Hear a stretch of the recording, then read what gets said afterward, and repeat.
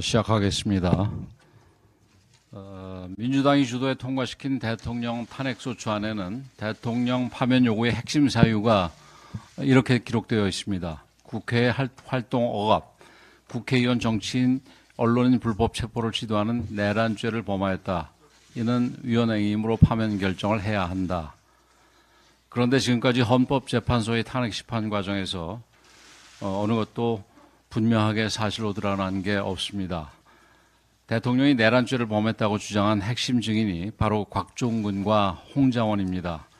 그런데 이들의 민주당 유튜브에서의 증언, 수사기관에서의 증언, 그리고 헌법재판소에서의 증언이 모두 제각각입니다.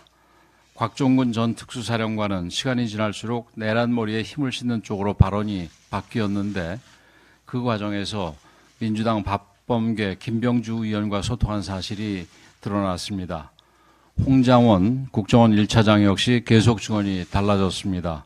특히 결정적 증거가 된 홍장원 메모의 경우 작성했다는 시간과 장소가 진술과 전혀 맞지 않는 사실이 CCTV를 통해 확인되었고 심지어 왼손잡이라는 본인의 주장조차 의심을 받고 있습니다. 사실을 왜곡하고 기억을 조작해서 없는 물증을 만든 것이 아니냐는 그런 의혹을 살 수밖에 없는 상황입니다. 민주당이 탄핵사유에서 내란죄를 뺀 이유가 탄핵 심판 속도를 높이려는 것이 아니라 이처럼 실제로 내란 행위가 없었기 때문은 아닙니까? 민주당의 기획탄핵, 사기탄핵이라는 주장이 나오는 이유입니다. 헌재가 대통령 탄핵이라는 중대한 결정을 내릴 때에는 국민이 납득하고 수긍할 만한 충분한 증거가 뒷받침되어야 합니다. 그런데 현재까지의 상황을 보면 핵심 관계자들의 증언이 상충되고 논란의 소지가 너무 많습니다. 수사기관에서 증인을 520명이나 소환해서 조사한 것은 시간과 인력이 남아돌아서가 아닙니다. 아무리 작은 사실이라도 하나하나 명확하게 입증을 해야 하기 때문입니다. 그런데 헌재는 고작 증인 14명으로 계엄 당시의 전모를 파악하겠다고 합니다. 면밀한 심리 없이 마치 답을 정해놓고 판단을 서두르는 모습입니다.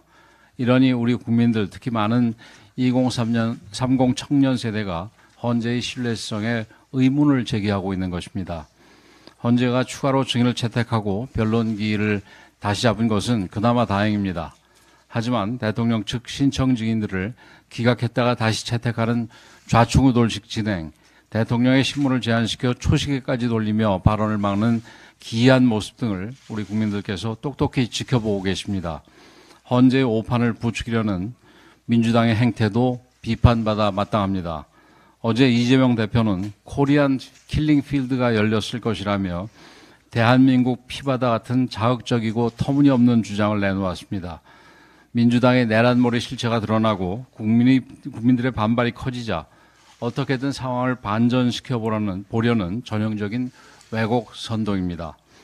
헌재는 충분한 시간과 노력을 들여 왜곡된 사실관계를 바로잡아야 하고 민주당은 가짜뉴스와 선전선동을 즉각 멈춰야 할 것입니다.